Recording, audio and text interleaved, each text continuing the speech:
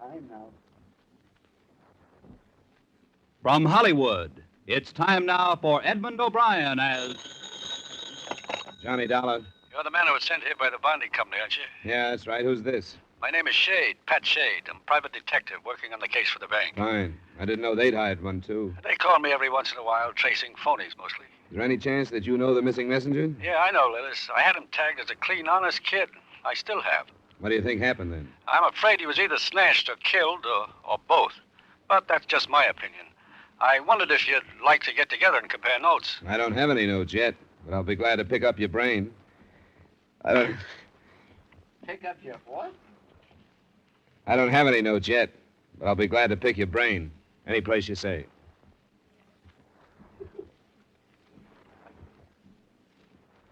Edmond O'Brien, in another adventure of the man with the action-packed expense account.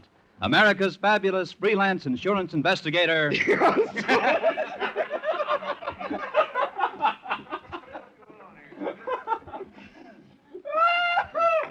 While we're stopped, Let's go back. Let's take the whole opening again. And Bob, I have just a little too much voice. Oh, jeez. You mean I'm screaming? From Hollywood. From Hollywood, it's time now for Edmond O'Brien as... Johnny Dollar? You're the man who was sent here by the bonding company, aren't you? Yeah, that's right. Who's this? My name is Shade, Pat Shade. I'm a private detective working on the case for the bank. Fine. I didn't know they'd hired one, too. They call me every once in a while, tracing phonies mostly. Is there any chance that you know the missing messenger? Yeah, I know, Lillis. I had him tagged as a clean, honest kid, and I still have. What do you think happened then? I'm afraid he was either snatched or killed, or both. But that's just my opinion. I wondered if you'd like to get together and compare notes. I don't have any notes yet, but I'll be glad to pick your brain. Any place you say.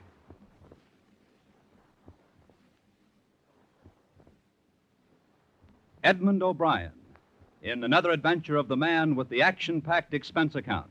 America's fabulous freelance insurance investigator... Yours truly, Johnny Dollar.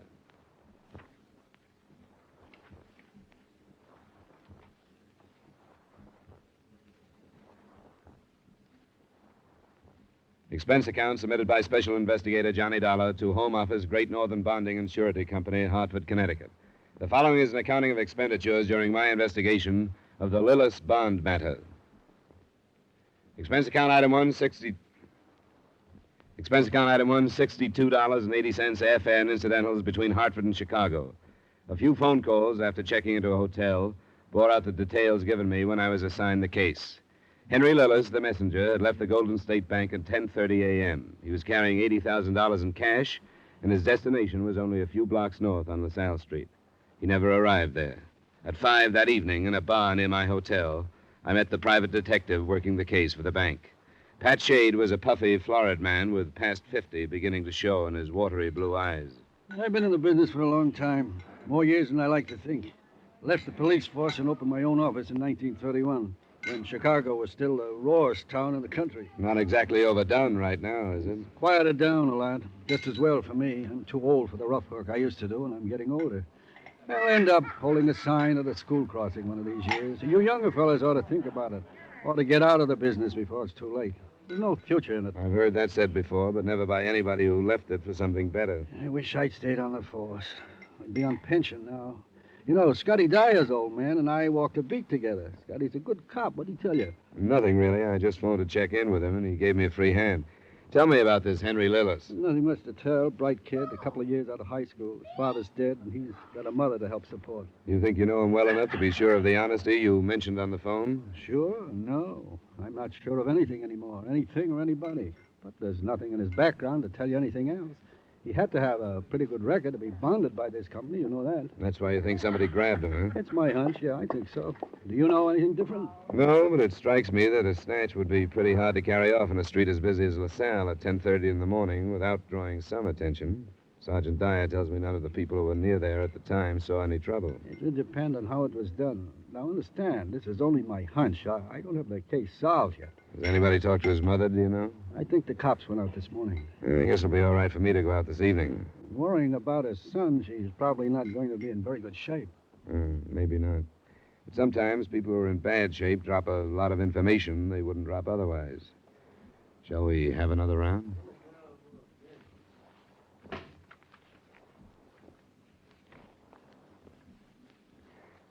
The Lillis house was a small one in a respectable but not plushy neighborhood. It had been painted recently, and its yard was well tended. I noted these things because they made it appear that, except for widowhood, Mrs. Lillis and her son were a comfortable and average American family. She was an attractive woman of some 40 years who obviously, and with good cause, had been crying. Please sit down, Mr. Dollar. Thank you. The police have already been here. I suppose you know that. Yes, I knew they'd come. They didn't say it in so many words, but after they left, I realized they suspect that my son is responsible for this crime, don't they? They aren't sure of anything yet, Mrs. Lillis. It's terribly difficult as a mother to be fair and honest. If Henry did this thing himself, then at least he may be safe and unharmed. And he may come back and take his punishment. Do you understand? Of course I do. Naturally, my first instinct was to defend him against the suspicion. I couldn't believe it was possible that my son was a thief. But then I realized if someone else was responsible, then Henry had been kidnapped and would be in serious danger. So now, Mr. Dollar, I'm praying that my son is guilty. And if he is, I'll do everything I can to see him brought to justice. I know it's a bad situation for you, but I'll make my part of it as easy as I can. Did your son say or do anything that would have indicated he was planning anything like this? Was he in trouble, or was there anything he wanted to get away from? No, nothing that I noticed. Henry was forced into manhood quite early. He's been without a father since he was 9. He became quite independent, and he shared very little of his outside life with me. He may have wanted to get away from me, however. You mean that he didn't like his responsibility? Yes, he wants me to marry again. I understood that he wasn't your sole support. No, my husband left me a small income from his insurance. I own this house, but Henry's earnings have always helped. Who are his friends, Mrs. Lillis? I may want to talk to them. He sees hardly any of the friends he made in school. Most of them went on to college. There's one I know of, Raymond Lockhart. He works in a service station on North Michigan Avenue. And you don't know who your son spent the rest of his time with? I'm afraid I don't. Oh, I was very wise. I wasn't going to make the same mistake so many widows do with their sons, with possessiveness and too much prying in the name of protection. I let Henry work out his own life and asked very few questions. I was so wise. If Henry is guilty, I'm to blame for it. And he must be guilty and not dead.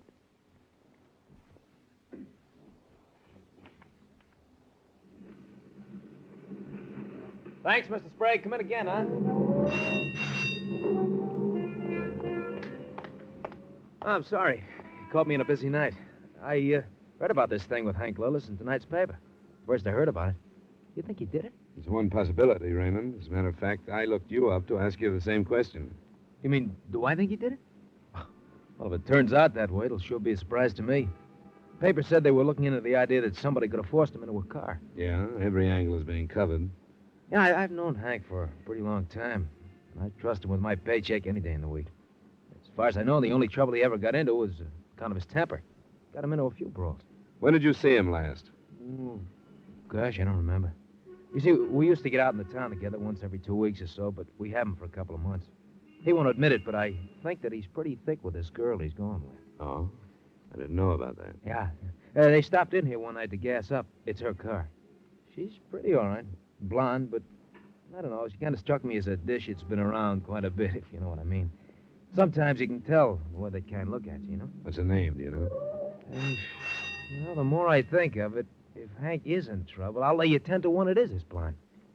What the devil was her name? I talked to him about it. Lily or Lillian, I think. Oh, what was her name? His mother doesn't know about her, I take it. She didn't mention any girl. No, this one is not the type to take home to Mother. He said he met her at the bank somewhere. I can check that then. Yeah. Be right with you. Right with you. If her father is some kind of a guard there or something. Guard? A private detective by any chance? Was her last name Shade? Shade, that's it. Lillian Shade. How could I forget a name like that?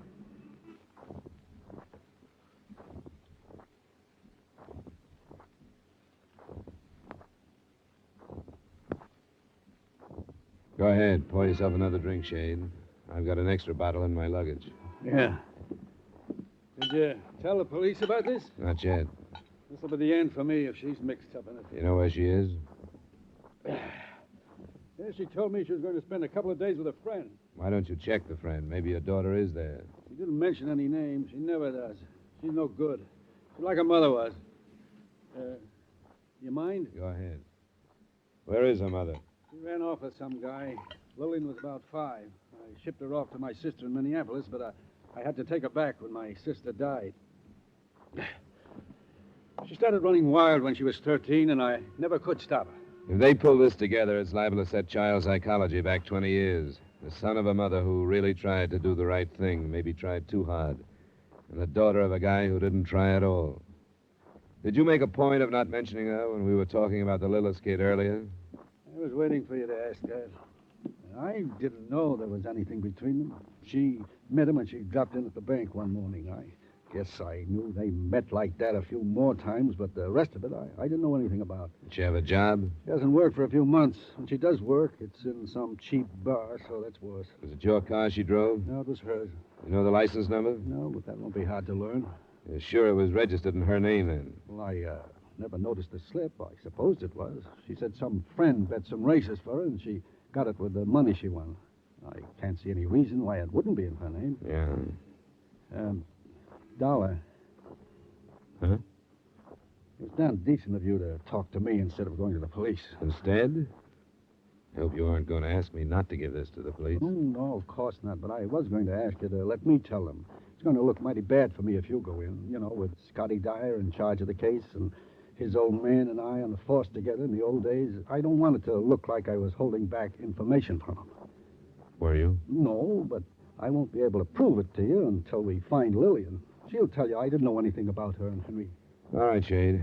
You going in tonight? Just as soon as I leave here. And you don't have to do this, but I'd appreciate it if you could forget your calling me down here. It would be better for me if they didn't know you had to tell me about Lillian. All I'm interested in is getting the money back. Doesn't make any difference what I say or don't say. You go to the police tonight, and we'll play it as it comes after that.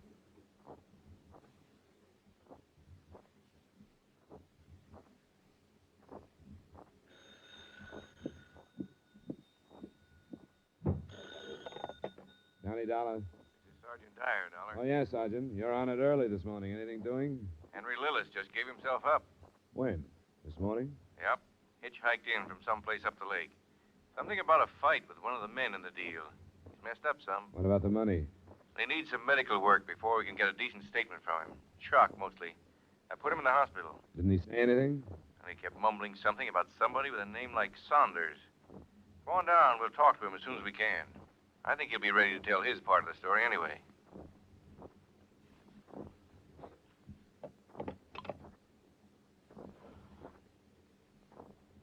I met Sergeant Dyer at 10 that morning. It was after some 15 minutes of conversation had passed by without mention of Pat Shade that I learned he hadn't reported the night before. I brought up the subject myself, and Dyer knew him well enough to automatically reach for the phone and call the bar at my hotel.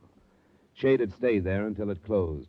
3 more calls to his office, his home, and the bank failed to raise him.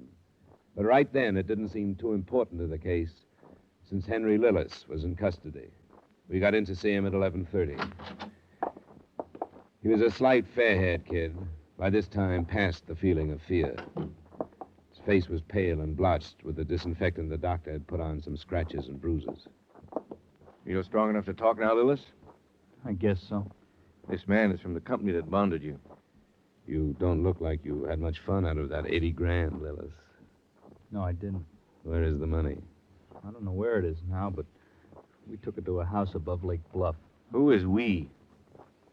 I don't care who it hurts now. Lillian Shade. She was with you then?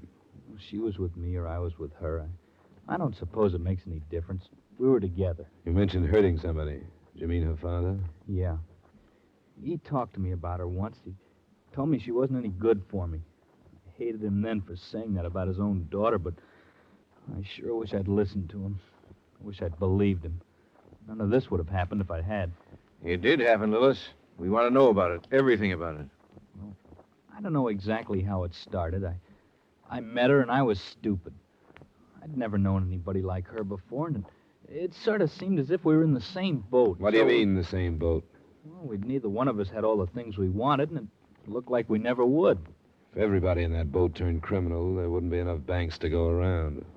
I never thought about it before, the way she did, but the longer I went with her, the more I began to. She'd done other things, never anything like this. What kind of thing? Well, the way she got the money for her car. She met this man and learned some things from him. She did it so that it could never be called blackmail, and she got the money. The Badger game, maybe. I don't think I know quite what that is. Go on. Well, I don't think I have to go through all of it, but, well, one night she kept talking about how I carried large amounts of money all the time and that we didn't have... I don't think I have to go through all of it. I don't think I have to go through all of it. But, well, one night she kept talking about how I carried large amounts of money all the time and that we didn't have any of our own. She said she wouldn't marry me unless we could be rich. So we planned this thing. She waited down the street in her car 4 days in a row until I knew she was... She waited down the street in her car 4 days in a row until I knew I was making a big transfer. You knew how much you were carrying? Not exactly, but, well, I'd worked there long enough to know when it was a big amount, you know, according to where it was going and things like that. So yesterday morning I got into the car, and by the time I was due back at the bank, we were out of town. This house near Lake Bluff where you went, who's it belong to? She said a friend who was on a trip someplace. She had a key. I think it belonged to this Sanders or Saunders or whatever it is. How'd he fit in? Well, I didn't know anything about him until he showed up late last night. Then I found out that Lillian didn't have any idea of going away with me like she'd said. From the beginning, she knew she wasn't. She was just using me, and this man, she'd call him Red, he told me to get out. How much money was your share? None of it. Not any of it. But I didn't even care about that. But Lillian had used me. When this Red told me, I went crazy, I guess. There was a fight. That I barely remember. I left the house, but I don't know where I went. And when it got light, I found the highway and started hitchhiking. Nobody picked me up because I was all bloody and my clothes were torn. And finally, this man did. He was a minister.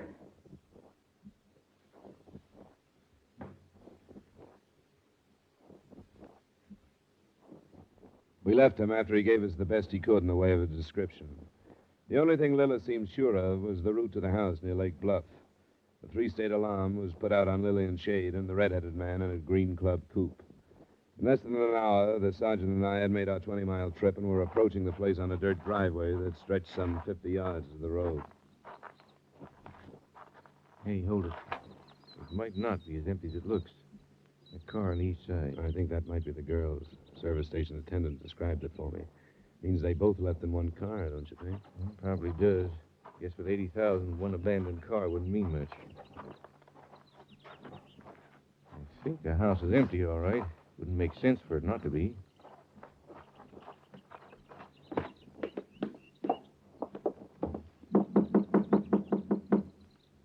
No.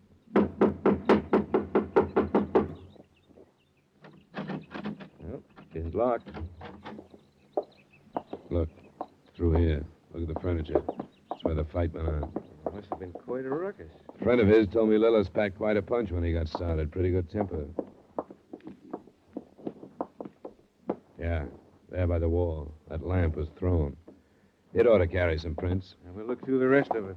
And I doubt if we'll ever find him. Sergeant Dyer, over here in the kitchen. It's Lillian Shade. She's dead.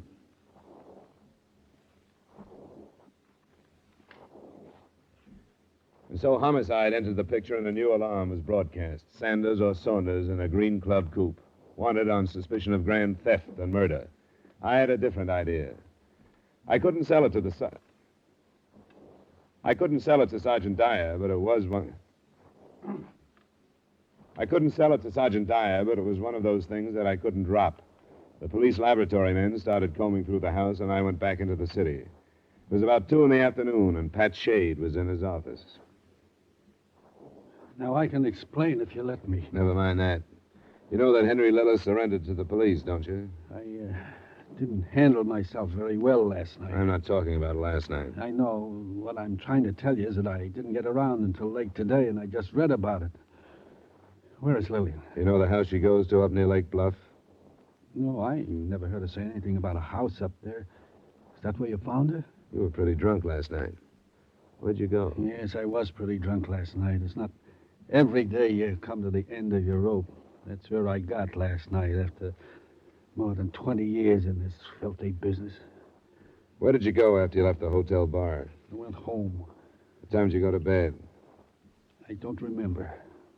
Do you remember leaving again after you got home? Where'd I go? Your daughter was murdered last night. But what are you accusing me of, young man? I'm not accusing you of anything. I wish I could talk about this later. I don't seem to be thinking very well. I'm afraid we have to talk about it, Pat. Yeah. You asked me if I knew about a house near Lake Bluff because you think I might have killed my daughter. That I might have waited until the red-headed man left for some reason and that I went in. How'd you know about the red-headed man? Henry Lillis' statement. Part of it was in the paper.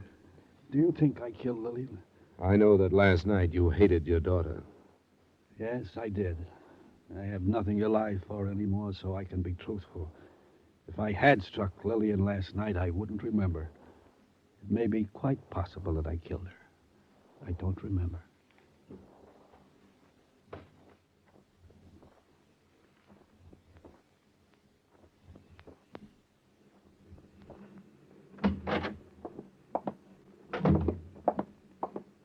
I understand you found Pat Shea, Dollar. What do you have to say? I'm not sure what he said because I don't know if his mind was working well or badly. Here, this is the on-the-spot report from the lab men. There's more you can see before we start back. Thanks.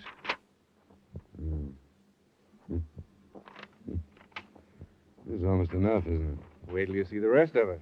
You have a tough time squeezing out now. Well, shall we go?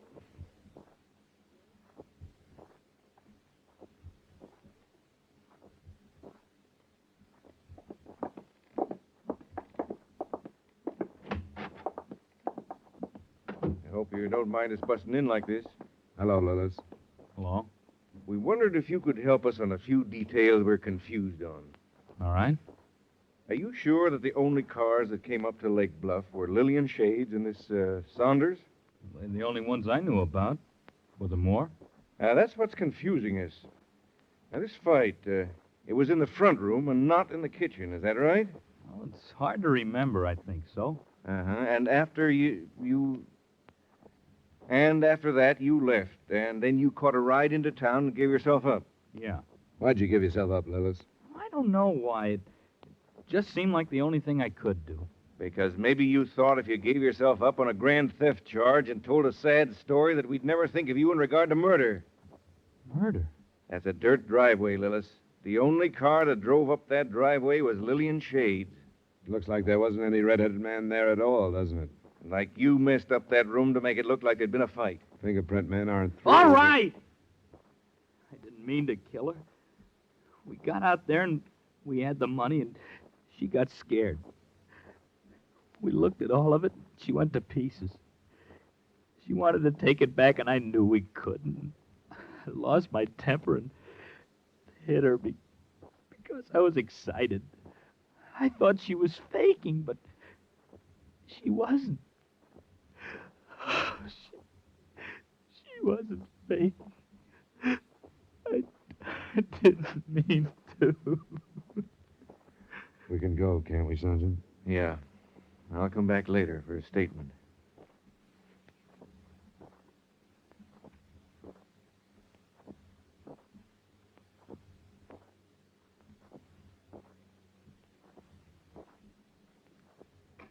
Expense account item 2, $183.30, miscellaneous. Item 3, same as item 1, transportation back to Hartford.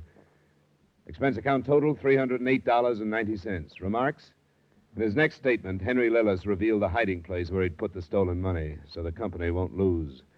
That's more than you can say for the two parents involved, either the deserving or the undeserving. Yours truly, Johnny Dollar.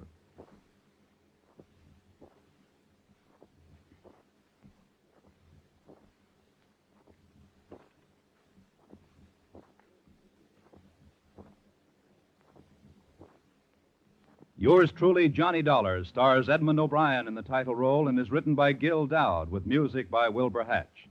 Edmond O'Brien can soon be seen in the Paramount Pictures production Warpath. Featured in tonight's cast were Herb Butterfield, Jeanette Nolan, Tony Barrett, Tim Graham, and Gil Stratton, Jr. Yours truly, Johnny Dollar, was transcribed in Hollywood by Jaime Del Valle. This is Bob Lamond inviting you to join us next week at this time when Edmond O'Brien returns as Yours truly, Johnny Dollar.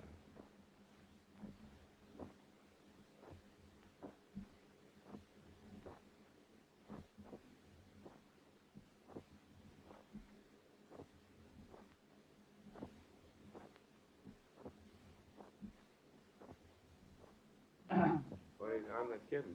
They were falling down.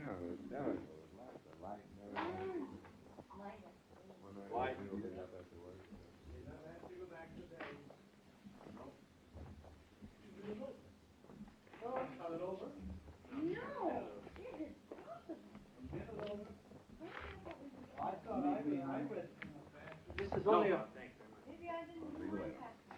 15-minute show.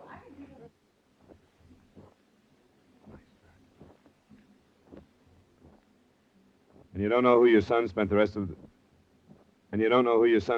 of his time with? I'm afraid I don't. I let Henry work out his own life and tried to ask very few questions. I thought I was so wise. Now, if Henry is guilty, I'm to blame for it. And he must be guilty. And not dead.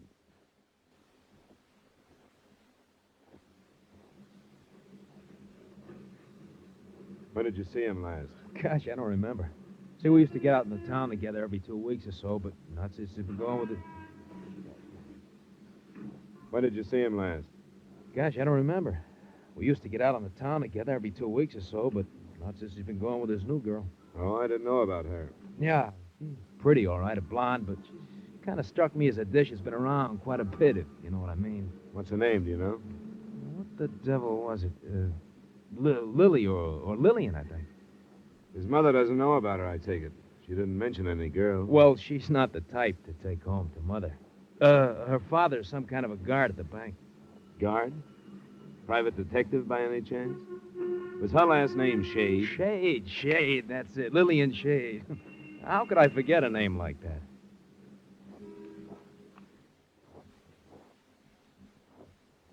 Go ahead. Where is her mother? She ran off with some guy. Lillian was about 5. I shipped her off to my sister in Minneapolis, but I had to take her back when my sister died.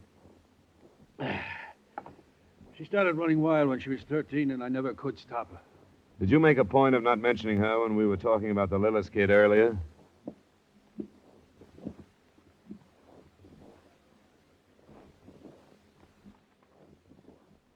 I met Sergeant Dyer at 10 that morning, and it was after some 15 minutes of conversation had passed by without mention of Pat Shade that I learned he hadn't reported the night before. But right then, it didn't seem too important to the case, since Henry Lillis was in custody. We got in to see him at 11:30. He was a slight, fair-haired kid, by this time past the feeling of fear. His face was pale and blotched with the disinfectant the doctor had put on some scratches and bruises.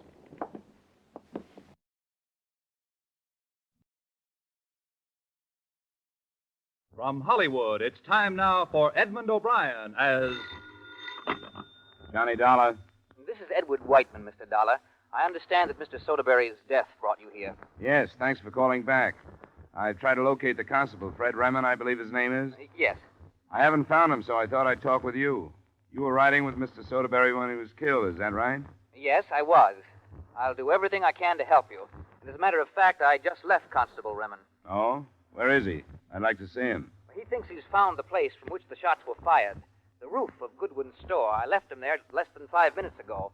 If you'll meet me in front of your hotel, I'll show you. Thanks, Mr. Whiteman. I'll be down right away.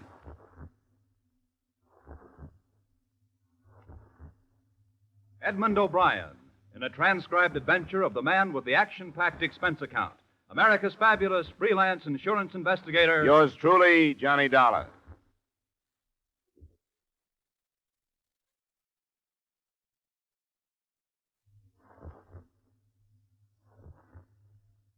Expense account submitted by Special Investigator Johnny Dollar to Home Office, Britannia Life Insurance Company, Hartford, Connecticut.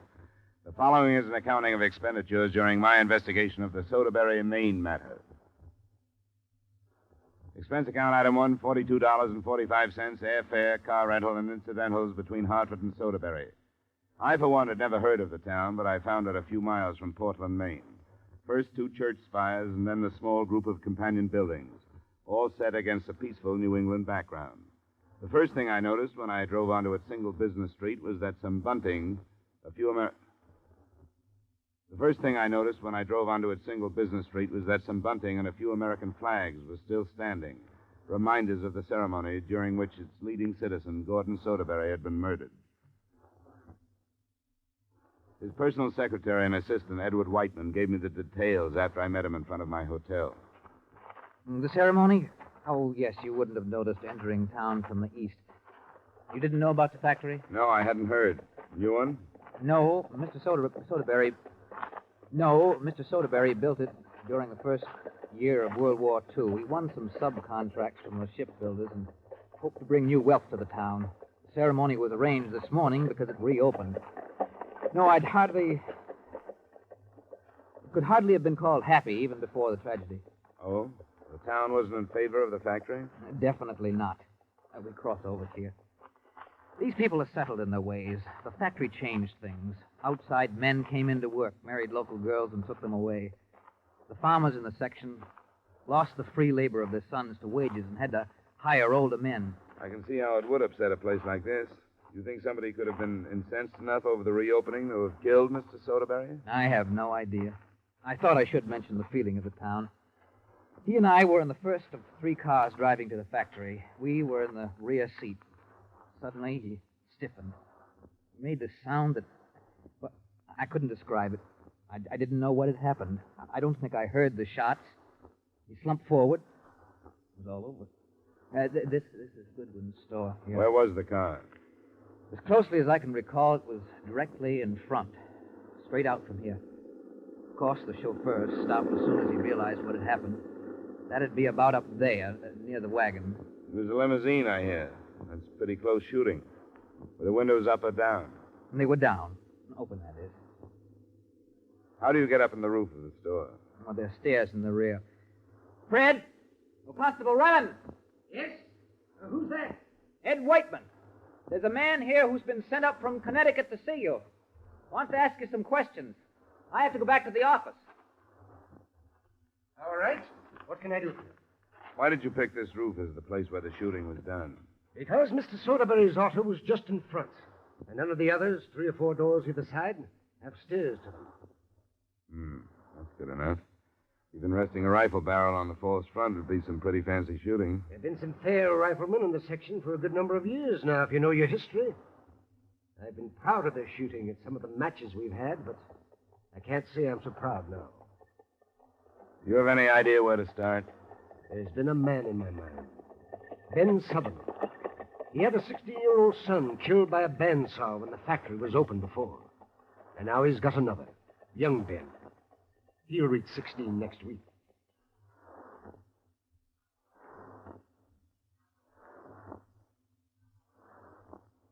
We walked to the Sutherland house, which was only about a quarter of a mile away, and Fred Remond gave me the background of the town. The Soderburys had been in control of the town and the surrounding country for more than 3 generations. Always they had been respected as thrifty, honest people, but never had they been well-liked. The death of 53-year-old Gordon Soderbury meant the last of the male lineage. The sole survivor was his sister, Beth, many years his junior. The constable didn't seem impressed when I told him that potentially she was some $60,000 richer in cash in view of Gordon's insurance policy. We crossed a bridge to reach Ben Sutherland's house and found his wife waiting for us near the front door. I know why you've come, Fred Remond. I heard about the trouble. Mr. Sutherland wouldn't do it. He wouldn't do such a thing. Well, I didn't come to say right out that he did. Where's your husband, Mr. Sutherland? Could we talk to him? Who are you? He's Mr. Dollar. Gordon Soderbury insured his own life. And this man is looking for the one that took it. You'll both do better to go some other place with your questions. We'd like to talk to your husband if you'll tell us where he is. He ain't here. And young Ben? Where's he? He ain't here either. Where did they go? We wouldn't come here if we didn't have reason to. The constable told me your husband has made threats against Gordon Soderbury because of the death of your other son. You must have known that. So now you must understand why we're here. Mr. Sutherland's a God-fearing man, and he wouldn't take the law into his own hands. You know that, Fred Drinnan. He called you his friend. I'm nobody's friend now. If you're convinced he had nothing to do with the trouble, why don't you tell us where he is? Because he told me not to. I keep my husband's word. He said, don't tell anybody, so I won't. Well, when did he leave? Last night. He drove his truck. I know the sound of it. And if he'd come through town, it would have woke me. So he went the other way. I know that road. And where he'd pass through. Well, you don't leave me no doubt, Mrs. Sutherland. I'll have to put the state police after the truck. Your business, what you have to do, not mine. Don't you see you're making it worse by trying to hide the truth? Hide the truth? I'm keeping a trust, young man. And if you don't know the worth of a trust, you don't know the worth of anything.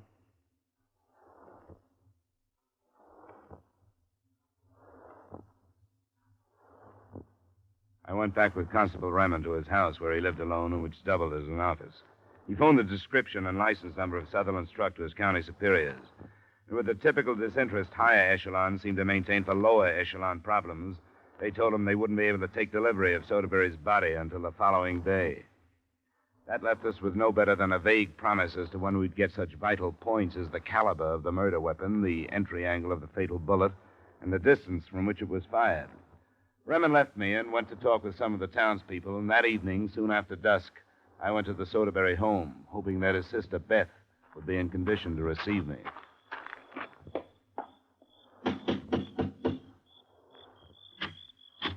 Yes? Is Miss Soderbury in? Yes, she's in. I wonder if she feels well enough to see me. Does she know who you are? Not yet. I've been hired by her brother's insurance company to look into his death. Would you tell her that, please? Oh, yes, of course. Won't you come in? Thank you. My name's Taft. I'm a friend of the family's. Taft, my name is Dolan. How do you do? Beth is in the sitting room. I'll leave it to your judgment. That is, I hope that if your visit upsets her, you won't press her. I won't. All right. Beth? Yes, come in, Lawrence. Well, who was... Oh, This is Mr. Dollar. He's from the insurance company. I see. Please, sit down. Thanks. I don't believe I quite understand, Mr. Dollar. I'm an insurance investigator. Oh, well, of course.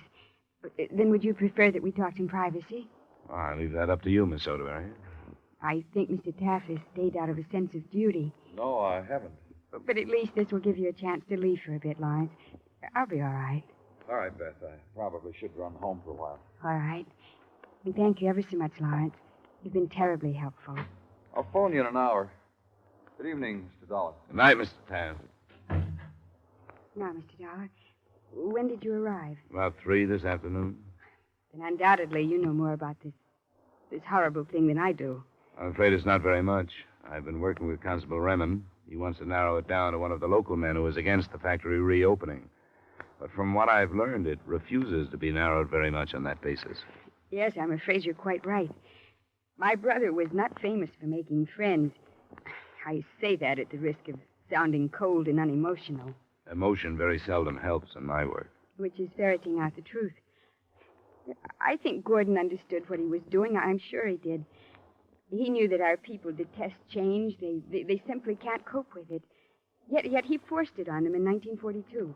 You feel yourself to be apart from your people, Miss Soderbury. Yes, but only by reason of inheritance. Change was forced upon me, too. I was much younger than my brother. I was sent to school in England, but I came back and found it quite easy to forget and settle back into this tiny world. I suppose the whole town did during the years after the factory closed. Of course it did. There was one particular man, Ben Sutherland. What do you think of him? I don't know. I suppose his name is in everyone's mind tonight. The death of his son because of the hated factory, it had a violent reaction on him. And why not? He knew his son hadn't been born to stand in front of the machine that killed him. What does he say? He can't be located. He left town last night. He took young Ben with him. I hope it isn't him. He suffered enough. Oh, what could be troubling the general? That's your dog? Yes, it's General Scott. He didn't alarm when you arrived, did he? No, it's the first I've heard from him. Oh, someone else's animal, perhaps. That seldom happens. He's well able to fend for himself. He's a... By the time we got an oil lantern lit and I found the dog, he was moving silently toward the house, trailing what looked like a fractured front leg. I didn't know what to think when I told the surviving sister about it. She didn't seem frightened. But I couldn't help wondering whether her loyalty to her people wasn't misplaced, and whether the killer hadn't decided to eliminate all the Soderburys from the town that bore their name.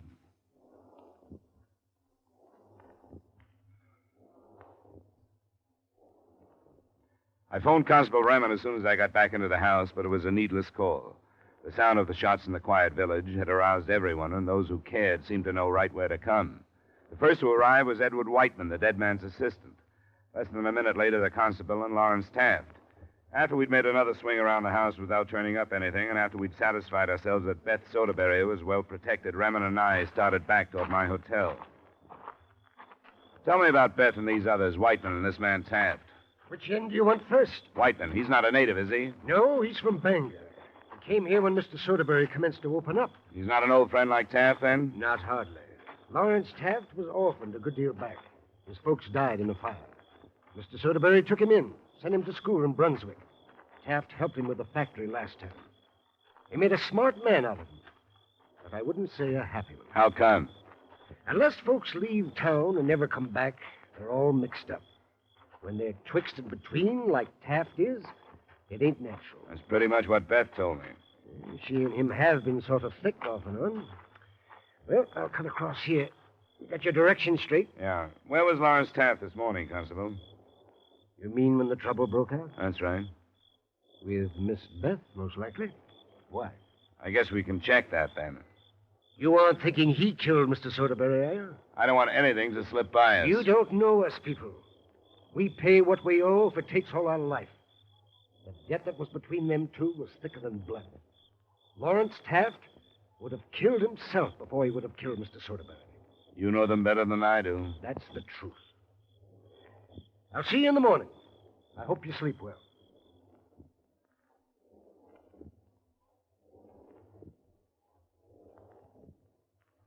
The next day, things moved along a little more according to the book. The county men arrived before noon to remove the body for autopsy and ballistics examination, and soon after they left a report. The county men arrived before noon to remove the body for autopsy and ballistics examination, and soon after they left, a report came in from the state police. Ben Sutherland and his truck had been spotted leaving a town 5 miles away. A car escorted him to Soderbury, and the constable and I were at his house when he arrived. Oh, Ben! Whatever happened to you? Ben! Stop your nagging tongue. Go in the house where you're suited to be. I'll tend to your prying when I've a mind to. Yes, Ben. I was only worried how you got hurt so horrible. From the look of your face and your clothes, Ben, you've been through one thing or another. Who might you be? My name is Dollar. I'm an insurance investigator. He's come to help me defend the laws of the state, Ben. And it's true, Fed, that Mr. Soderbury was shot and killed. That's true. When did you hear about it, Mr. Sutherland? Those men that stopped me, they told me. They told me you wanted to talk to me about it, Fed. That's true.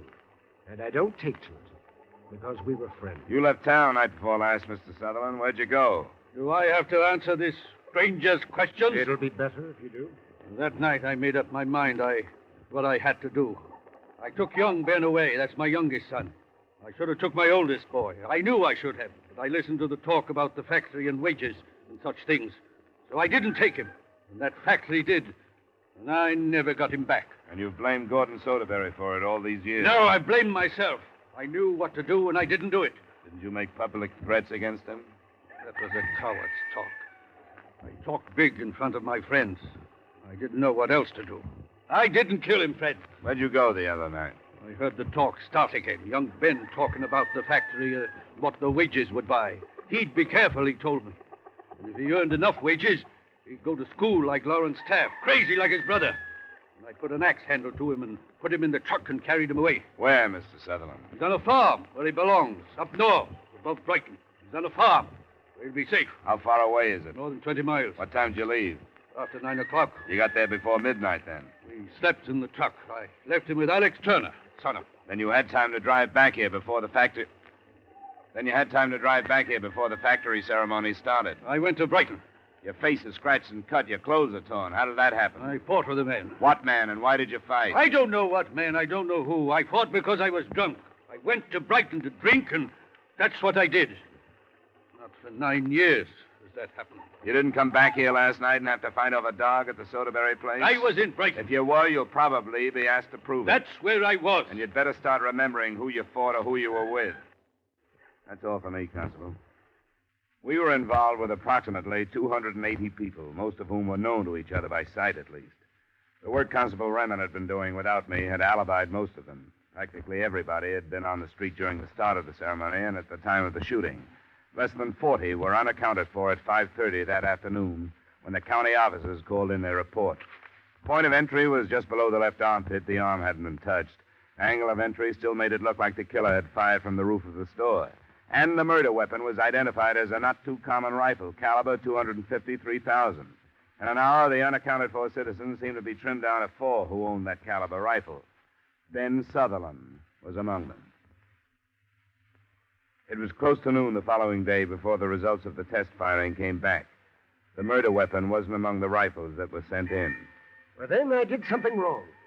I am no great shakes at trouble like this. It's not necessarily that we did something wrong, Constable. Maybe we just didn't do quite enough. One of those 253,000s got away from us. A man's rifle is no secret here. He's proud of it. What kind of rifle did Gordon Soderbury own? Why? The townspeople hated the factory. That's the motive we've given them. But none of them owned the murder weapon. Not even poor Ben Sutherland, with a stronger motive than anyone else. Unless he could have bought a rifle with just this in mind and kept it hidden. I don't know. We'll work on that, too. But for now, let's look at the people we've neglected. Edward Whiteman can't be involved because he was sitting next to the victim. You tell me Lawrence Taft is clear. He wouldn't ever kill Mr. Soderbury. Then the sister. She seems to belong more to the town than to the family. She didn't approve of what her brother was doing. I can't hold a thing like that in my mind. We don't kill our kin here. There are some that have. Will you do this for me? Will you get the 3 of them in here and keep them for an hour? But how would I keep them? I don't know. Write up a statement for them to sign, something about the ballistics reports. You can spend some time over them. Then ask the sister to go into detail about what she's going to do with the factory. I'll try to take less than an hour. I ain't saying I can do it word for word, but I'll try. And if you'll write that statement, I'll be obliged. I ain't so good with a pencil. It took me somewhat less than an hour, and what I found didn't make sense for a while. A rifle, well hidden beneath some torn clothes in the closet. The rifle's caliber matched that of the weapon that had killed Gordon Soderbury. I reached his home soon after his sister did. Why, yes, he's here, Mr. Dollar. How much do you know what lay behind the trouble the other morning? I beg your pardon? If you know who killed your brother, you'd better clear your skirts. 2 people are going to tear up any lies you tell. Mr. Dollar, if you know, please tell me. Lawrence Taft. Oh, no. No, he didn't. Why do you say that? You better say that first line again. Oh, no. No, he didn't. Why do you say that? We've pretty much cleared the whole town of the murder. You can't do that without having something left over. Oh, but you're wrong. Lawrence wouldn't kill my brother. That's what I've been told. But would you react the same way if Edward Whiteman was dead and I told you Taft had killed him? I'm sorry. I don't... Lawrence, come here. I'm here, Ben. But listen. It isn't true. It isn't true, is it? I heard what you said, Mr. Dollar. What reason would you have to say anything like that? I just left your house. In it, I found a rifle and some clothing that was torn by the dog last night when you evidently came back to overhear what I said to Beth. Lawrence. You didn't have any reason to kill Gordon Soderbury, did you? No, I didn't. But you hated Whiteman, didn't you? What reason would I... The factory, for one. You were important last time, but you were left out the other morning, isn't that right? Oh, always the factory. What difference did it make to you, Lawrence? Remen told me you people always paid your debts. Maybe that was it. That an outsider came in and forced him out so he couldn't prove himself. Maybe he was afraid Whiteman would force him out of your life, too. I don't know. Lawrence, you didn't think that I... Yes. You did try to kill Edward Whiteman, didn't you? Yes. And Gordon Soderbury was killed by mistake. Yes. Lawrence, no. I didn't mean to. I know I'm weak and I'm mixed up. I don't know where I belong, but I knew he couldn't stay here. Whiteman was taking my place, and I knew people were laughing at me because I failed. I did try to kill him. Thought it was for you. I didn't know until later. Later I found out. Later, found out it was Gordon. It was dead. Gordon. I owe him everything. Everything.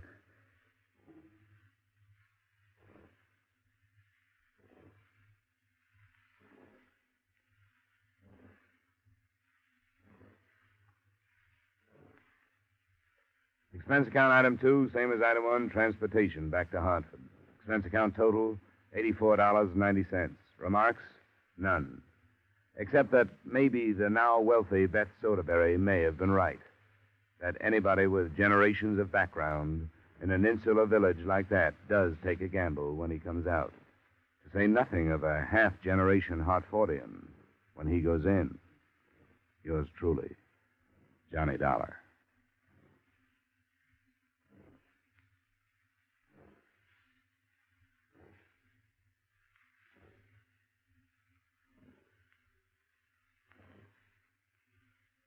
Yours truly, Johnny Dollar, stars Edmond O'Brien in the title role and is written by Gil Doud with music by Wilbur Hatch. Edmond O'Brien can soon be seen in the Paramount Pictures production Warpath. Featured in tonight's cast were Robert North, Howard McNear, Virginia Gregg, Larry Thor, Sammy Hill, Herb Butterfield, and David Light. Yours truly, Johnny Dollar, was transcribed in Hollywood by Jaime Del Valle. This is Bob Lamont inviting you to join us next week at this time when Edmond O'Brien returns as... Yours truly, Johnny Dollar.